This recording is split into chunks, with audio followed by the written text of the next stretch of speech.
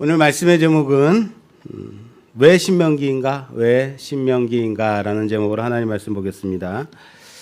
지난주로 이제 민수기를 사건별로 본 이제 민수기 강의가 끝나고 오늘부터 이제 신명기를 들어가야 되는데 신명기를 과연 해야 되는가라는, 왜 신명기를 우리가 배워야 되는가, 봐야 되는가라는 질문을 한번 던져놓고 시작하는 겁니다.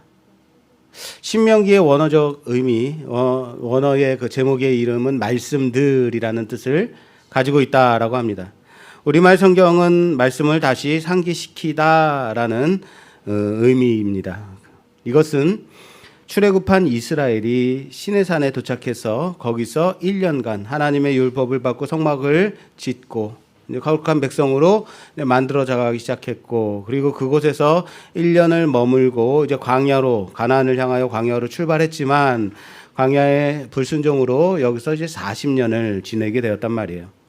그리고 부모 세대는 광야에서 다 죽고 이제 가나안으로 들어갈 준비를 하고 있는 이스라엘의 믿음의 2세대에게 지금 이 애굽을 나온 지 40년이 지났기 때문에, 그 흐른 상태이기 때문에 40년 전에 시내산에서 부모 세대에게 선포되어졌던 그 율법을 이제 가나안으로 들어갈 자녀 세대들에게 향하여 모세가 그 하나님의 율법을 다시 한번 되새겨줄 필요가 있었다라고 생각한 겁니다.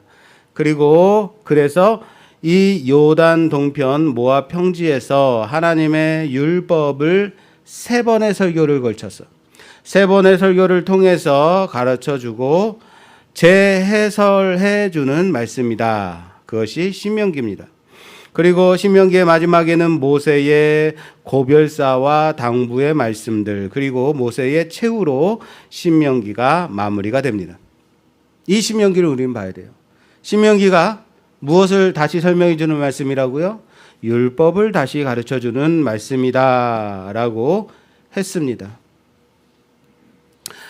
여러분들의 표정은 왜 율법을 우리가 들어야 하는가? 율법이라고요? 우리가 율법을 어떻게 들을 수 있지? 이게 또 얼마만큼 길게 할 것인가? 답답한 얼굴들이 일부 예배에는 있었습니다. 여러분들은 생각 자체가 없는 것 같아요. 그런데 신명기라고요? 율법이라고요? 졸린 거예요? 또 한편으로는 이런 거죠. 레위기는 왜 그냥 넘어갔어요? 그러면 레위기는 그냥 넘어가 놓고 왜 신명기는 굳이 지금 우리가 봐야 되는 건가요? 의아하게 생각할 수 있죠. 여러분, 레위기는 물론 율법들이 대해서 자세하게 나와 있는 말씀이지만 특별히 어디에 대해서 자세히 나와 있어요? 제사법, 거룩에 관련된 거예요. 구별됨에 대한 말씀들이죠.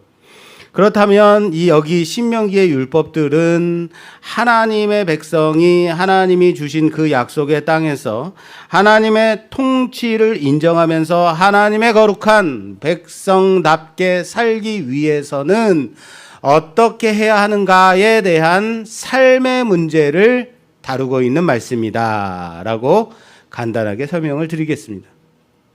이건 알겠다고요.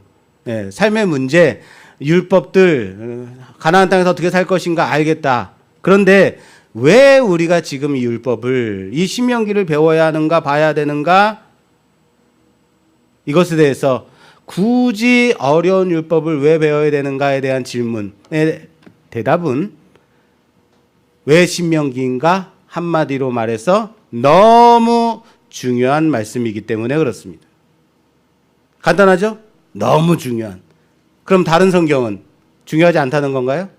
물론 다른 성경들도 중요합니다. 중요하지 않은 성경이 어디 있겠습니까? 많은, 특별히 이 신명기의 말씀들이 다른 성경들에서 매우 자주 많이 인용되고 있는 특별한 말씀들이다라는 거예요. 그 중에서도 신약 성경의 복음서에서 예수님께서 이 신명기의 말씀을 가지고 인용하는 장면들이 매우 많다. 예수님이 직접 인용하신 말씀들이 많다.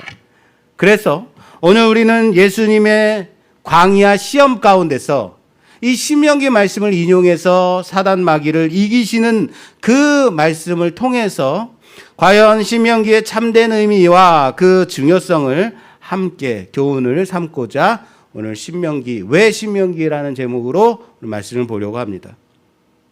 마태복음 4장입니다. 예수님의 광야 시험이 나오는 장면인데요. 마태복음 4장 1절에서 4절 말씀 봉독해 주세요. 그때에 예수께서 성령에게 이끌리어 마귀에게 시험을 받으러 광야로 가사 40일을 밤낮으로 금식한 후에 줄이신지라. 시험하는 자가 예수께 나와서 이르되 내가 만일 하나님의 아들이거든 명하여 이 돌들로 떡덩이가 되게 하라. 예수께서 대답하여 이르시되 기록되었으되 사람이 떡으로만 살 것이 아니요 하나님의 입으로부터 나오는 모든 말씀으로 살 것이라 하였느니라 하시니. 아멘. 시험하는 자가 나와 이르되라 그랬어요. 이 시험하는 자가 누구겠어요? 모르세요? 사탄. 네, 마귀 맞습니다. 그런데 굳이 사탄이 이르되, 마귀가 이르되 이러지 않고 시험하는 자가 이르되라고 말하는 것은 이 지금 광야에서 이 사건은 뭐다? 시험이다라는 거예요. 예수님의 시험이다. 예수님께서 성령에 이끌려 마귀에게 시험을 받으시러 광야로 나가십니다. 거기에서 40일간 금식하신 후에 매우 줄인 상태에서 마귀가 나타나 그 줄이신 예수님께 이 돌들을 명하여 떡을 만들라라고 말합니다. 그런데 여기에는 전제가 있어요. 떡을 만들라 하는 앞에 무슨 내용이 있어요? 전제가 네가 만일 하나님의 아들이거든. 네가 만일 하나님의 아들이거든. 그렇습니다. 이거는 완전히 자존심 건드는 시험인 거예요. 네가 하나님의 아들이라면 네가 하나님의 아들이라면 이 돌들을 떡으로 만들어야 된다라는 거예요. 돌들을 떡으로 만들므로써 내 자신 스스로 하나님의 아들임을 증명하라라는 시험입니다. 그런데 왜 하필 돌들을 떡으로 만들라고 했을까요? 왜 첫 번째 시험이 돌들을 떡으로 만드는 시험일까? 물론 배고팠으니까. 예수님께서 배고프셨으니까 가장 빨리 하고 싶은 일은 무언가를 먹는 일이겠지라고 생각될 수 있어요. 맞습니다. 여러분 그렇기 때문에 돌들을 떡으로 만들라라고 시험을 했겠지만 여러분 떡이라는 것은 무엇입니까? 여기서 떡 그러면 무슨 떡일까라는 생각이 듭니까? 오늘 점심에 먹은 약식입니까? 예. 여러분 떡이라고 하는 것은 뭐예요? 인간으로서의 가장 필수적인 필요를 가리키는 대명사예요. 인간으로서 필수적으로 꼭 섭취해야 되고 필수적으로 가져야만 하는 필요를 가리키는 대명사 떡입니다. 밥은 안 돼요? 예, 밥이 또 돼요. 예. 당시 주님도 40일간의 이 금식으로 말미암아 매우 줄이신 상태였고 당장에 먹을 거리가 필요했을 겁니다. 그런 예수님께 내민 첫 번째 시험이 이 필요에 관한 시험이죠. 필요에 관한 시험. 첫 번째는 어떤 시험이다? 필요에 관한 시험입니다. 하나님과 인간의 가장 큰 차이점이 무엇인지 아십니까? 하나님과 인간의 피조물의 가장 큰 차이. 인간은 시간과 공간의 제약을 받는 존재다. 따라서 합시다. 인간은 시간과 공간의 제약을 받는 존재다. 시간과 공간 안에서 사는 사람들이라고요. 태초에 하나님이 천지를 창조하십니다. 태초에 하나님이 천지를 창조하시니라 라고 창세기는 시작이 됩니다. 여기서 태초와 천지가 창조된 겁니다. 뭐라고요? 태초와 천지. 태초는 뭡니까? 시간이죠. 시간. 그전에는 시간이라는 개념 자체가 없었겠지만 하나님이 지금부터다 하는 이 시간. 태초입니다. 하나님이 세상을 만드신 그때. 그리고 천지는 뭡니까? 공간이죠. 하늘과 땅. 그전에는 공간이라는 개념 자체도 없었을 텐데 하나님이 공간으로부터 창조를 시작하셨다라는 말인 겁니다. 그리고 피조물은 이 시간과 공간의 제약을 받는 존재들이다. 그러나 하나님은 시간과 공간의 제약을 받지 않으시죠. 그러니까 하나님인 거죠.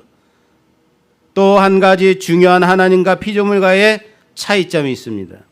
하나님이 모든 생명을 창조하시고 인간을 만드신 후에 그들에게 말씀하시는데 창세기 1장 29절 말씀에 하나님이 이르시되 내가 온 지면에 씨 맺는 모든 채소와 씨 가진 열매 맺는 모든 나무를 너희에게 주노니 너희의 먹을거리가 되리라 라고 말씀하십니다. 하나님이 인간에게 또한 생명들에게 그들에게 먹을거리를 주셨다라는 겁니다. 여러분, 하나님께서 먹을거리를 왜 주셨겠어요? 맛있으라고? 왜 우리는 먹죠? 물론 먹기 위해서 하는 것은 아니다. 살기 위해서 먹는 것은 아니다. 뭐 여러 가지 말들이 있을 수 있겠습니다만, 여러분, 먹는 것에 하나님께서 우리에게 먹는 것을 주셨을 때는 뭐예요? 그것을 먹고 그 먹을거리를 먹고 생명을 유지해라. 생명을 유지하기 위해서는 외부로부터 오는 그 먹을거리를 통한 생명의 공급을 받아야만 한다라는 겁니다. 다시 말할까요? 피조물의 생명의 유지는 외부로부터 공급되어져야만 한다라는 거예요. 내가 스스로 내 생명을 유지할 수 있다 없다? 없다. 그것이 피조물의 한계예요. 그러나 하나님은 스스로 계신 하나님입니다. 하나님은 스스로 계신. 그래서 피조물과 하나님과의 가장 큰 차이점은 하나님은 스스로 계신 분. 인간은 그 생명을 유지하기 위해서 공급받아야 하는 존재들이다라는 겁니다. 여기서 사단이 노린 것이 바로 이겁니다. 네가 만일 하나님의 아들이라면, 네가 하나님이라면 스스로 너의 생명을 유지해 봐라라는 겁니다. 너의 생명을 유지하기 위한 그 필요를 외부로부터 공급받아야 하는 인간의 한계가 아니라 스스로 창조하는 창조자가 되라라는 시험입니다. 여러분, 보기에는 이 돌들을 명하여 떡이 되게 하라라는 이 시험은 별거 아닌 것 같은 시험처럼 보이지만 참으로 무서운 시험인 거예요. 그러나 광야에서 돌을 떡으로 만들라라는 이렇게 시험한 것은 필요의 문제에 관한 시험이다라고 했지만 단순한 필요의 문제만이 아니다라는 거예요.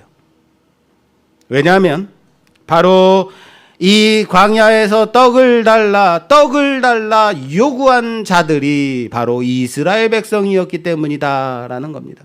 광야에서 그들은 생명을 유지하기 위한 떡이 필요했습니다. 그들의 필요가 채워져야만 했습니다. 그들은 그들의 필요를 채워달라고 물이 없을 때는 물을 달라, 먹을 것이 떨어졌을 때는 먹을 것을 달라라고 하나님을 원망하고 불평했다라는 겁니다. 그리고 그런 그들에게 하나님은 하늘에서 내리는 신령한 음식 곧 만나를 주셨습니다. 이 만나야말로 하나님께서 하늘의 기적으로 그들을 먹이신 놀라운 사건이었다라는 겁니다. 하늘로부터 음식이 내리는 것 놀랍지 않습니까? 그 어느 시대에 그 어느 사람도 그 어떤 민족이라도 이런 일을 경험한 자들은 어디에도 없을 겁니다. 만나라는 것이 실로 문자 그대로 하늘로부터 내려온 양식이듯이 하나님께서 그들을 친히 먹이시고 계시다라는 확실한 증거로서의 만나인 겁니다. 그럼에도 불구하고 이스라엘 백성들은 하나님의 기적적인 이 양식으로 매일매일 경험하면서 먹고 살고 있었음에도 불구하고 그들은 이 기적의 양식을 뭐라고 말했습니까? 박한 식물이다라고, 우리에게는 만나밖에는 먹을 거리가 없다라고 하면서 그것을 싫다, 나는 그것을 싫어하노라 라고 하며 불평했습니다. 오히려 그들은 죄악된 애굽 땅에서 종살이할 때 먹었던 생선과 참외와 수박과 부추와 파와 마늘들, 그것을 먹고 싶다, 그리워했던 자들이다라는 겁니다. 사랑하는 여러분, 신명기는 그들이 광야에서 40년간 있을 때에 그들의 옷이 낡아지지 않고 그들의 신이 헤어지지 아니하였다라고 증언합니다. 다시 말해서 광야 40년간 그들의 모든 필요는 채워졌다. 뭐라고요? 광야 40년간 그들의 모든 필요는 채워졌습니다. 그럼에도 불구하고 항상 그들은 불평과 원망의 죄악을 범했다라는 겁니다. 왜 그들은 그들의 필요가 채워졌음에도 불구하고 불만과 원망의 죄악을 저지르며 살았을까요? 여러분들은 여러분들의 필요가 채워지면 원망하지 않던가? 여러분들은 여러분들의 필요가 채워진다면 불만하지 않던가요? 왜 이스라엘은 그런 놀라운 기적을 경험했음에도 불구하고 하나님 앞에 그렇게 범죄하며 살았을까? 쉽게 생각하지 마십시오. 우리 또한 우리의 필요와 상관없이 원망하는 자들이라는 거예요. 그들 또한 필요로 사는 자들이 아니라 탐욕으로 사는 자들이다라는 것을 보여주는 것이 광야 40년인 거예요. 한마디로 말해서 그들은 하나님으로 만족하지 못한 자들이다. 우리 또한 필요를 따라 살아가 필요로 만족하지 않고 불만과 원망으로 사는 우리는 하나님으로 만족하지 못한 자들일 수 있다. 이것은 실상 필요의 문제가 아니었습니다. 신앙의 문제인 겁니다. 마귀의 첫 번째 시험, 떡의 문제는 필요의 문제를 넘어 신앙의 문제다라는 겁니다.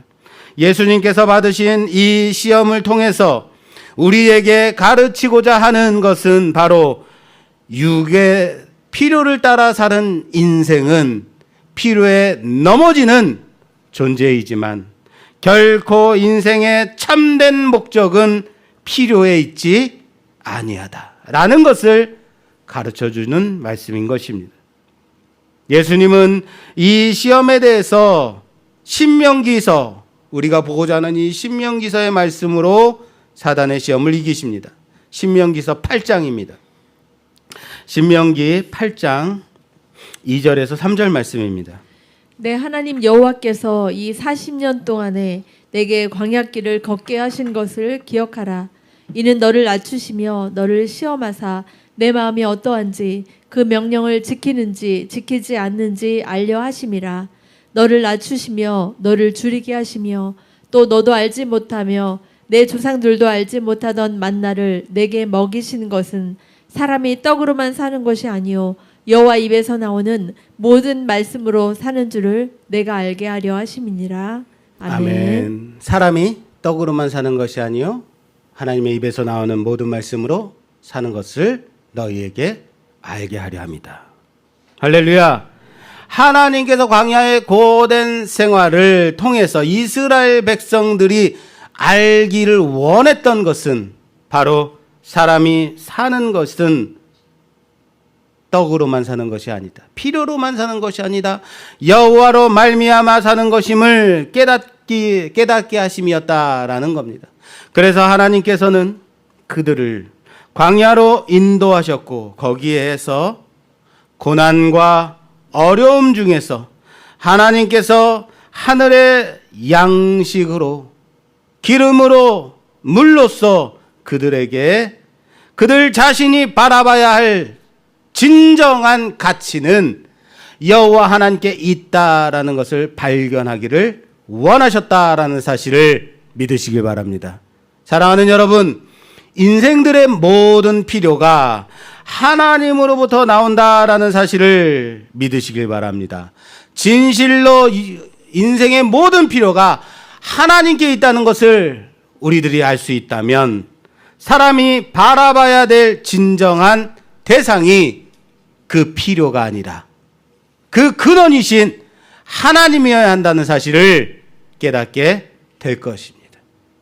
우리는 필요를 따라 살아가는 자들이 아니라 근원이신 하나님을 바라보는 자들이라는 사실을 고백하시기를 주님의 이름으로 부탁합니다.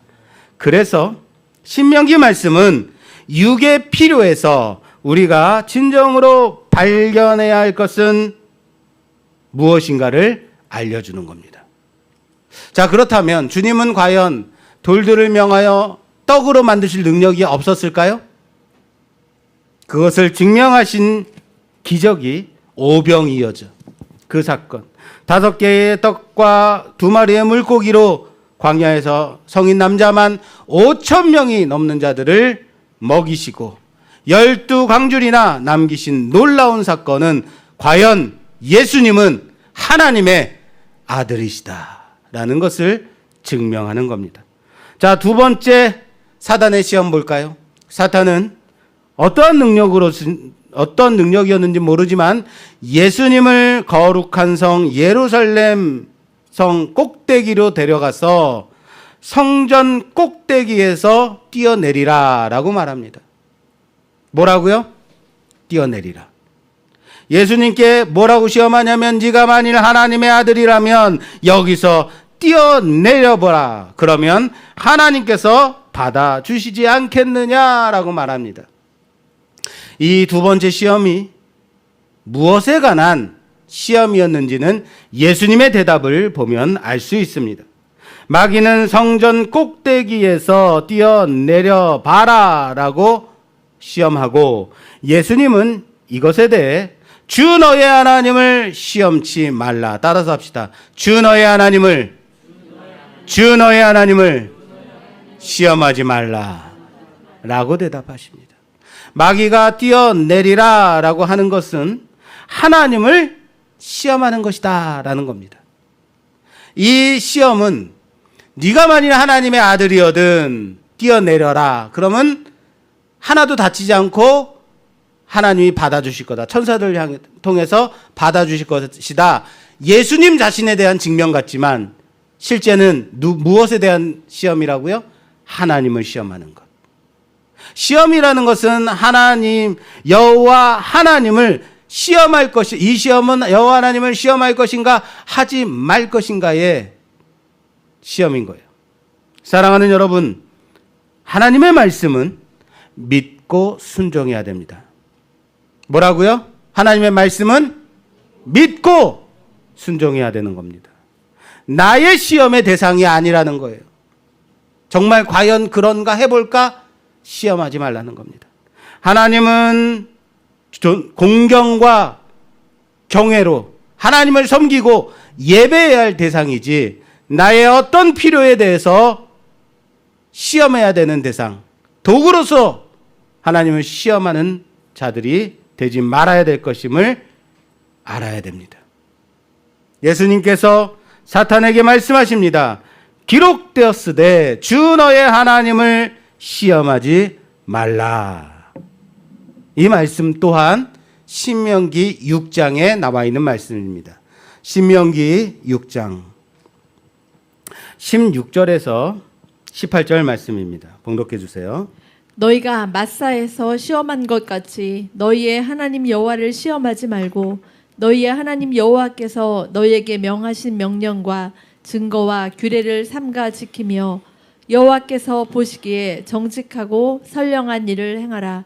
그리하면 내가 복을 받고 그 땅에 들어가서 여호와께서 모든 대적을 내 앞에서 쫓아내시겠다고 내 조상들에게 맹세하신 아름다운 땅을 차지하리니 여호와의 말씀과 같으니라. 아멘. 아멘. 너희가 마사에서 시험한 것 같이 너희 하나님 여호와를 시험하지 말라.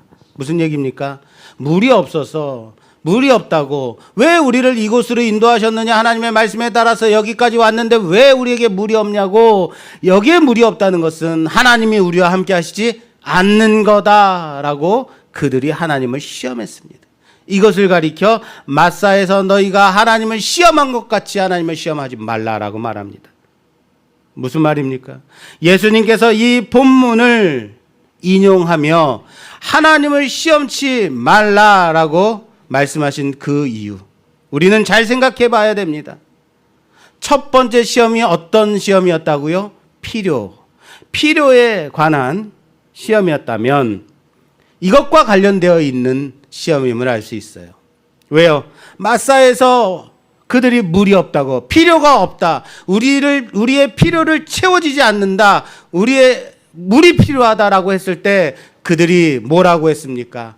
이곳에는 하나님이 계시지 않는다. 이스라엘 백성들은 목이 말랐던 그 필요 때문에 하나님께 불평과 원망과 하나님을 시험하는 범죄를 하게 되었다. 이겁니다. 모세는 이것을 가리켜 너희 원망하지 마라, 너희는 불만하지 마라 라고 말하지 않고 뭐라고 말했다고요? 하나님을 시험하지 말라 라고 말했다라는 겁니다. 이것은 나의 필요로 인한 하나님께 대한 불평과 그 범죄가 곧 여호와 하나님을 시험하는 불신앙이다. 이 불신앙과 연결되어 있다라는 것을 말씀하시는 겁니다. 다시 말해서 사람은 필요 때문에, 자신의 필요 때문에 범죄할 뿐만 아니라 사실 하나님을 시험하고 있는 것이다 라는 겁니다. 그들은 하나님께서 광야로 자신들을 인도하여 내시고 하나님께서 자신들을 굶주려 죽게 하시거나 갈증으로 목이 말라 죽게 하실 것처럼 생각했다라는 겁니다. 이것은 단순한 필요에서의 범죄일 뿐만 아니라 이로 인한 하나님의 말씀을 믿지 아니하는 불신앙입니다. 그러므로 우리는 예수님께서 이 사탄의 시험에 대해서 필요에 의한 죄악을 물리치시고 이스라엘 백성들처럼 어리석은 범죄에 빠지지 말 것을 바라봐야 된다라는 사실을 잊지 마시기를 바랍니다.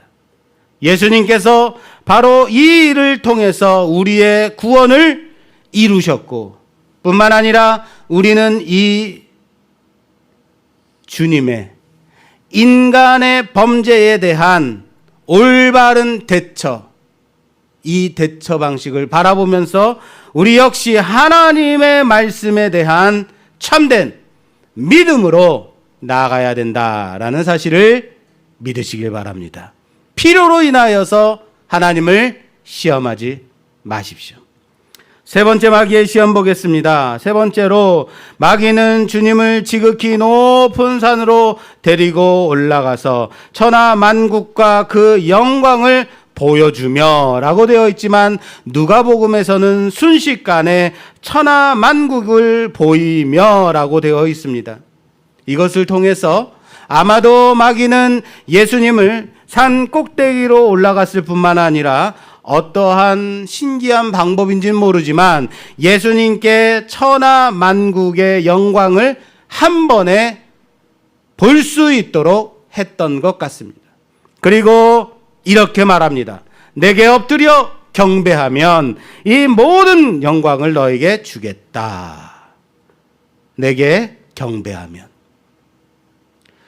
우리가 앞서 알아야 될 것은 무엇이냐면 인간의 타락으로 인해서 이 세상은 공중권세 잡은 자 곧 사탄의 세력이 다스리는 세상이 되었습니다.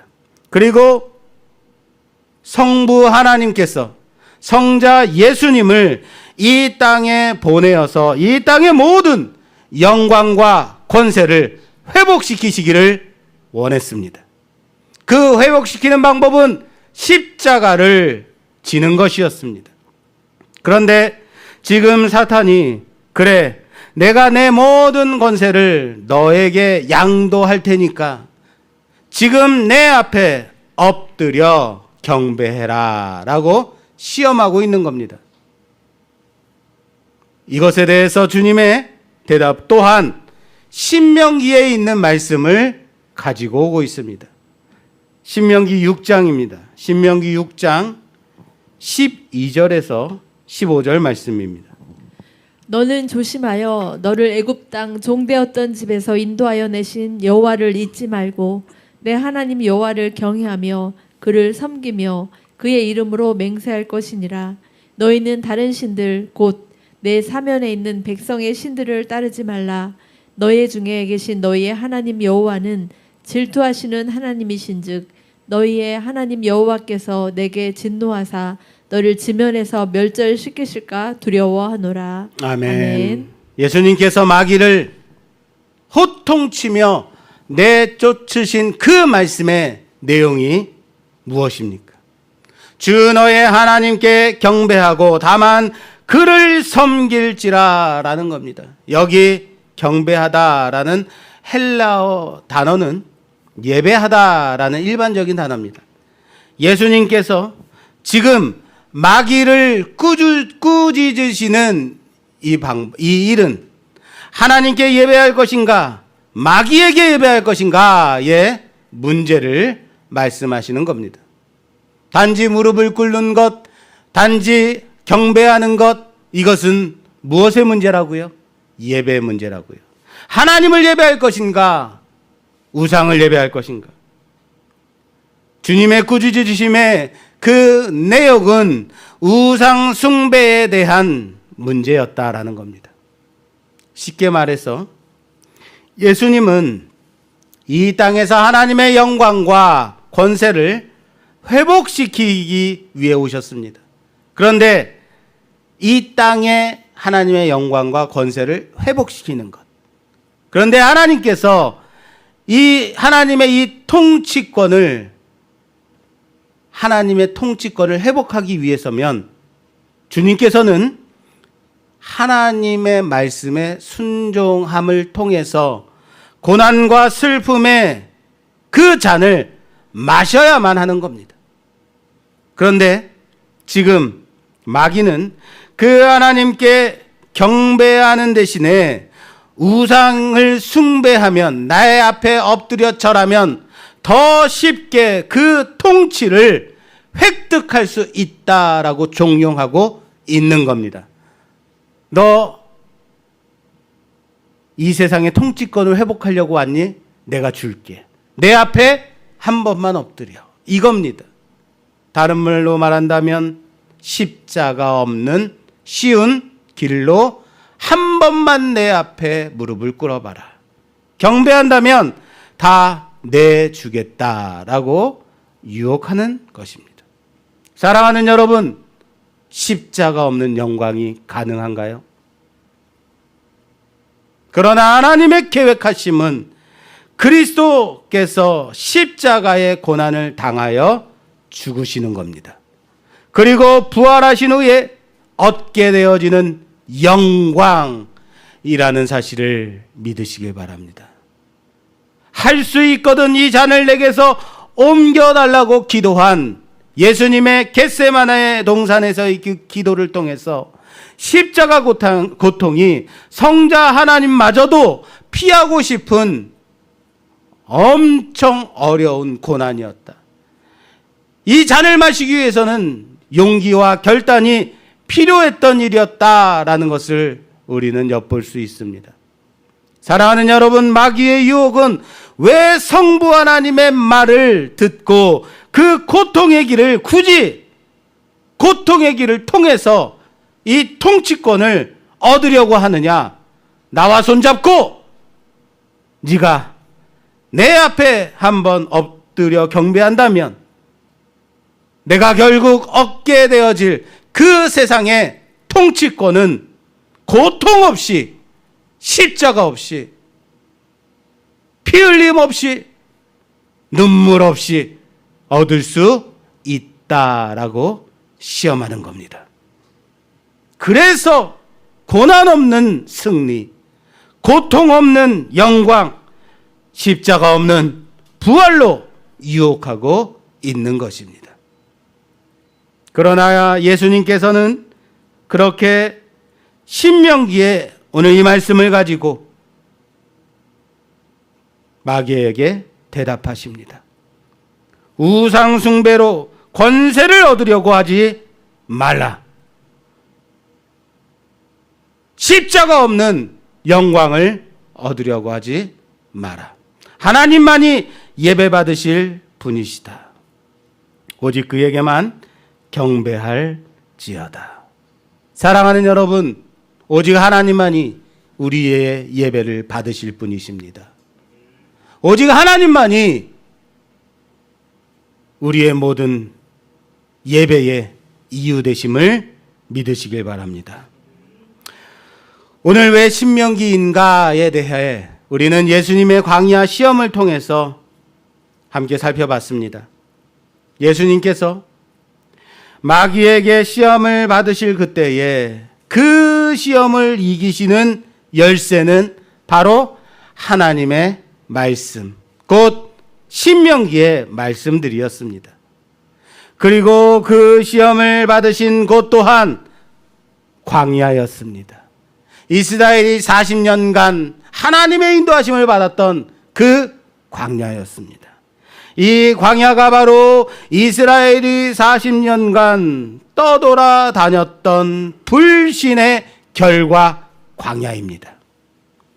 그리고 부모 세대와는 달리 믿음으로 저 약속의 땅 가나안을 바라보고 들어갈 준비를 하고 있는 이스라엘 자손들을 향해 오늘 모세는 신명기 말씀을 통해서 너희가 정복하고 살아가야 할 저 약속의 땅에서 오직 하나님의 말씀 그 율법을 잊지 말고 하나님만을 경외할 것을 상기시키고 있다라는 겁니다. 오늘 본문 말씀 1절은 이렇게 시작이 됩니다. 이는 좀 보여주세요. 이는 모세가 요단 저쪽 숲 맞은편, 여기 숲은 피읍이 아닙니다. 비읍입니다. 숲 맞은편에 아라바 광야 곧 바란과 도벨과 라반과 하세롯과 디사합 사이에서 이스라엘 무리에게 선포한 말씀이니라. 이렇게 시작이 됩니다. 자, 보여주세요. 다시요. 자, 여기에 나오는 여러 지명들이 나오는데 그 중에 요단 저쪽이라는 것은 요단 동편을 말하는 것이겠죠. 모압 평지. 그리고 숲 맞은편이라고 비읍 받침입니다. 숲 맞은편으로 되어 있는데 여기 숲이라는 뜻은 갈대가 많은 곳을 말한다고 합니다. 갈대가 많은 것. 그래서 보통 숲이라고 하면 홍해를 가리키는 지명이래요. 그래서 이런 거죠. 우리로 말하자면 저 서해 바닷길부터라고 말하는 말과 같아요. 여러분 서해 바닷길 그러면 어디가 생각나세요? 인천? 인천에서 저 인천 북쪽에서 어디까지예요? 저기 전라도 남쪽 해남까지 땅끝까지 거기가 다 어디예요? 서해 바닷길이잖아요. 그렇게 넓은 길인 거예요. 홍해의 그 바닷길 그렇게 넓은 곳을 말하는 거예요. 또 여기 아라바 광야라 돼 있죠? 아라바 광야는 요단 기슭의 평야를 가리킨다고 합니다. 요단 기슭의 평야. 쉽게 말해서 이런 거예요. 한강변. 여러분 한강변 그러면 여의도만 생각나시죠? 한강변 그러면 저기 강원도 한탄강에서부터 시작된 북한강변부터 남쪽으로는 저 충주까지 내려가는 남한강변 그리고 인천으로 나가는 한강변. 여기가 다 뭐예요? 한강변. 전체를 가리키는 말이에요. 그 범위가 어때요? 엄청나게 광활한 엄청난 지역을 말하는 거예요. 다시 말할까요? 홍해로부터 아라바 광야라고 한다면 숲 맞은편부터 아라바 광야라고 한다면 이스라엘이 40년간 살아온 밟아온 그 모든 광야의 지명을 말하는 거예요. 그 모든 광야 통틀어 말하고 있는 지명인 거예요. 그들이 40년간 살아온 그곳 광야. 그리고 여기 모세가 설교한 곳이 어디냐면 바란과 도벨과 라반과 하세롯과 디사합 사이에서 이스라엘 무리에게 선포한 말씀이다라고 하는데 여기는 어딜까요? 어디를 말하고 있는 것일까요? 어디서 설교한 것일까요? 여기에서 나오는 지명들은 정확하게 지금 우리가 알 수는 없어요. 우리로 말하자면 이런 거예요.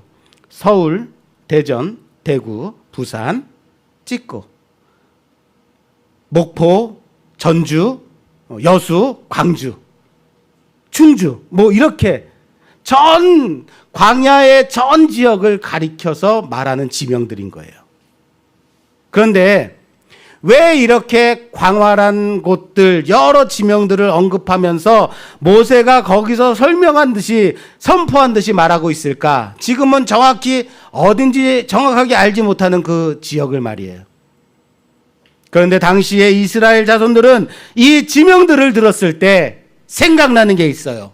아, 거기 우리가 처음으로 광야로 나왔던 그곳, 아, 거기 처음으로 광야에서 사는 원주민들을 만났던 그곳, 아, 거기 고라가 반역했던 그곳, 땅이 갈라졌던 그곳, 아, 거기 아론과 미리암이 모세를 반역해서 미리암이 나병에 걸렸던 그곳하고 떠오르는 지명들이라는 겁니다.